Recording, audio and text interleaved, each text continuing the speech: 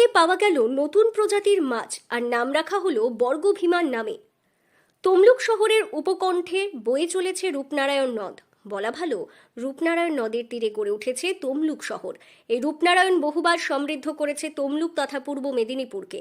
এবার সেই রূপনারায়ণ নদের তলদেশ থেকে নতুন প্রজাতির মাছের খোঁজ পেল একদল প্রাণীবিদ্যার গবেষক। শুধু আবিষ্কারই নয়, স্থানীয় ঐতিহ্যকে সম্মান জানিয়ে গবেষকেরা এই মাছটির নাম রেখেছেন তমলুকের অধিষ্ঠাত্রী দেবী বর্গভীমার নামে, বুটিশ বর্গভীমাই।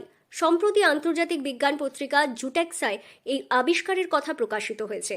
সেই মেজার টেজার করে দেখা গেল আঁশের গঠন, আঁশের যে ডিস্ট্রিবিউশন অফ দ্য স্কেল, এগুলো দেখেছি। দেখার পরে ডিসিশন হলো যে এই মাছটা কিন্তু এর কাছাকাছি প্রজাতি থেকে সামথিং আলাদা। তখন আমরা এর ডিএনএ অ্যানালাইসিস করতে পাঠাই, এটার সঙ্গে তার জেনেটিক ডিফারেন্স কতটা আছে সে ডিফারেন্স মাপা হয়, ফাইলোজেনেটিক ট্রি তৈরি করা হয়। তাম্রলিপ্ত মহাবিদ্যালয়ের প্রাণীবিদ্যা বিভাগ ও বিদ্যাসাগর বিশ্ববিদ্যালয়ের প্রাক্তন বিভাগীয় প্রধান তন্ময় ভট্টাচার্যের তত্ত্বাবধানে গবেষক দীর্ঘ বছর ধরে কাজ চালিয়েছেন। স্থানীয় মৎস্যজীবীদের সহযোগিতায় সংগৃহীত নমুনার ডিএনএ পরীক্ষা ও বাহ্যিক গঠন বিশ্লেষণের পর বিজ্ঞানীরা নিশ্চিত হন যে এটি সম্পূর্ণ নতুন এক প্রজাতি। এই গবেষক দলে ছিলেন প্রীতিরঞ্জন পাহাড়ি, শুভদীপ মাইতি, সুদীপ্তা মণ্ডল ও মিতালি দাস।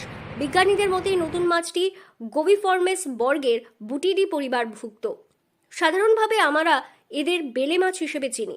সমস্ত তথ্য বিশ্লেষণের পর 5ই মার্চ নিউজিল্যান্ডের আন্তর্জাতিক জার্নাল জুটাক্সার সাম্প্রতিক সংখ্যায় প্রকাশিত হয় নতুন প্রজাতির মাছের বিষয়। এই মাছের বৈশিষ্ট্য হলো এরা মূলত ছোট মাছ ও চিংড়ি খেয়ে বেঁচে থাকে। দিনের বেলা শান্ত থাকলেও সন্ধ্যা থেকে রাত পর্যন্ত এরা অত্যন্ত সক্রিয়। কাদা বা বালির রঙের সঙ্গে মিলিয়ে এরা নিজেদের দেহের রং সামান্য পরিবর্তন করতে পারে। নদের একদম তলদেশে কাদার উপর এদের বাস। একবার সম্পূর্ণ নতুন প্রজাতি। হয়তো জুটাক্সা দিয়েছে, যে জার্নালে পাবলিশ হয়েছে, আমার পেপারটা দিচ্ছি এখন।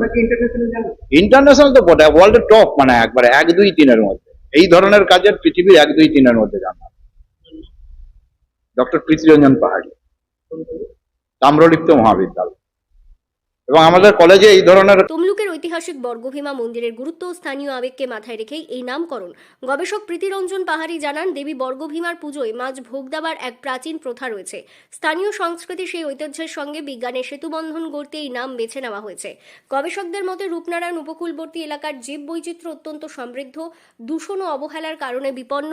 অনেক প্রজাতি হয়তো জানার আগেই বিলুপ্ত হয়ে যাচ্ছে। এই আবিষ্কার সেই বাস্তুতন্ত্র রক্ষার প্রয়োজনীয়তাকে নতুন করে মনে করিয়ে দিল। এর আগেও এই গবেষক দলটি সুন্দরবন থেকে নতুন প্রাণী আবিষ্কার করে নজির গড়েছে। পশ্চিমবঙ্গের জীববৈচিত্র্যের মুকুটে নতুন পালক এনে দিল তাম্রলিপ্ত মহাবিদ্যালয়ের প্রাণী বিভাগ। নতুন এই প্রজাতি আবিষ্কার সেই দিক থেকে অত্যন্ত তাৎপর্যপূর্ণ।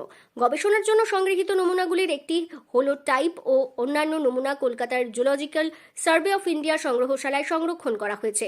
পূর্ব মেদিনীপুর জেলার তমলুক থেকে সৈকত রিপোর্ট, লোকাল 18 বাংলা।